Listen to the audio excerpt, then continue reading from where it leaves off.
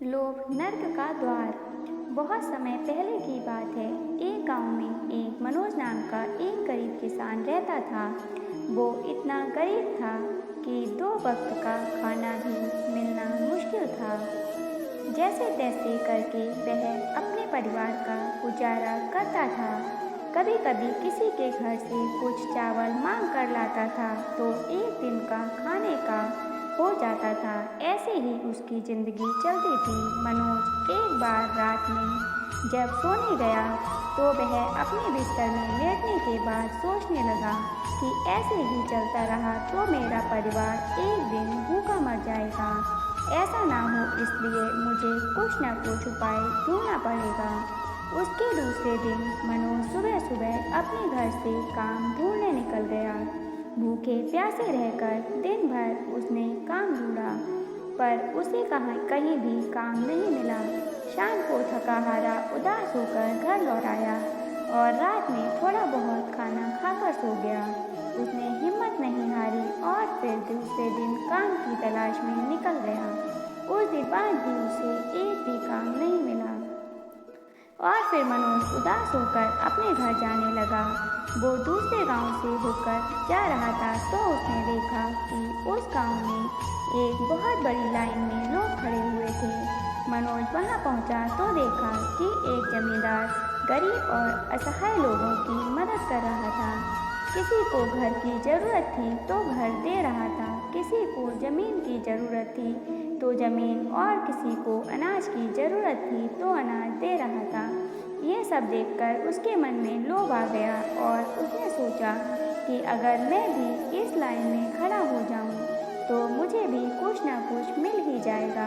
और वह सोचकर वह लाइन में लग गया। धीरे धीरे उसकी बारी आई। जमींदार ने उससे पूछा, अब तुम बताओ तुम्हें क्या चाहिए। मनोज हाथ जोड़कर बोला कि साहब मुझे आप कुछ ज़मीन दे देंगे तो बड़ी मेहरबानी होगी। जमींदार बोला, ठीक है, तुम एक काम करो, कल सुबह से चलना शुरू करो और सूरज डूबने से पहले तुम उसी स्थान पर वापस आ जाओ जहाँ से चलना शुरू किया था। उस घेरे में जितनी भी ज़मीन आएगी वो सब तुम्हारी हो जाएगी। जमींदार की बात सुनकर मनोज बहुत खुश हो गया और दूसरे दिन एक स्थान पर निशान गाड़ा और वहाँ से चलना शुरू कर दिया। उसने चलते चलते सोचा कि बड़ा लंबा घेरा लूँगा तो बहुत अधिक ज़मीन मिलेगी। फिर वह कुछ देर बाद बिना खाए पिए दौड़ने लगा और रास्ते में कहीं भी नहीं रुका और बिना पीछे देखे आगे बढ़ता जा रहा था। फिर कुछ देर में शाम होने लगी और सूरज भगवान थोड़ा थोड़ा डूबने लगे।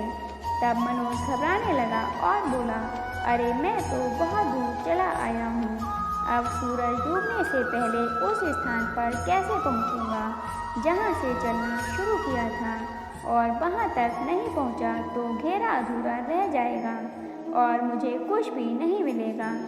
अब मैं क्या करूँ, इधर का रास्ता भी अच्छे से नहीं जानता हूँ। फिर वह भूखा प्यासा होते हुए भी जैसे तैसे करके दौड़ने लगा। कुछ दूर गया ही था कि उसे हाफ आने लगी और उसके पैर लड़खड़ाने लगे।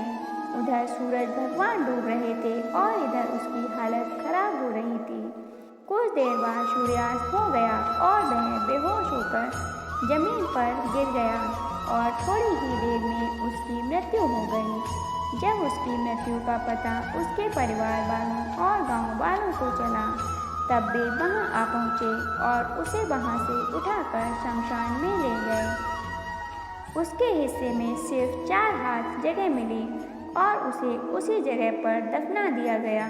दोस्तों, हमें इस कहानी से यही सीख मिलती है कि हमें कभी भी लालच नहीं करना चाहिए। जितना हमें मिला है उसी में खुश रहना चाहिए और मेहनत करनी चाहिए। जो प्राप्त है वही पर्याप्त है। जिसका मन मस्त है उसके पास समस्त है। दोस्तों, ये थी आज की कहानी। आपको कहानी कैसी लगी कमेंट बॉक्स में ज़रूर बताइएगा। यदि कहानी अच्छी लगी हो तो लाइक और शेयर कीजिएगा।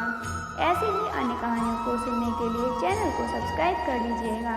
दोस्तों, साथ ही यदि आप मोटिवेशनल और इमोशनल कहानियाँ सुनना पसंद करते हैं तो मेरा अलग से चैनल बना हुआ है, उसका लिंक आपको डिस्क्रिप्शन बॉक्स में मिल जाएगा।